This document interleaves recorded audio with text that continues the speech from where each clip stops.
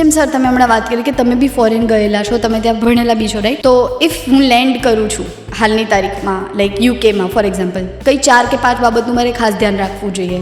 એક તો હું વેજીટેરિયન છું, એટલે હું હંમેશા વેજીટેરિયન એક સલાહ આપું છું કે 4-5 દિવસ ચાલે ને એવું કંઈક ખાવા પીવાનું લઈને જવાનું. એટલે એટલીસ્ટ છે ને ઘરની યાદ તો આવતી હશે, આંખમાંથી થોડા આંસુ નીકળવા જેવા થતા જ હશે, પણ ત્યારે કંઈક ખાવાનું મળી જાય નાનું મોટું, તો હું બધાને કહું છું થોડો ઘણો નાસ્તો, મમ્મીના હાથને કંઈક સુખડી બુખડી કંઈક ખાતા હોય તો એવું કંઈક લેતા જાઓ સાથે, તે સારું પડશે. તો ઇન કેસ યુકે જાઓ છો, પાઉન્ડ થઈ જાઓ છો, તો તરત વાપરવાનું સ્ટાર્ટ ના કરી દો. 100 રૂપિયા અને 10 પાઉન્ડ, આપણને 10 પાઉન્ડ ઓલવેઝ નાના લાગી રહ્યા છે, પણ 10 પાઉન્ડ એટલે 100 રૂપિયા નથી, વધારે થઈ રહ્યા છે.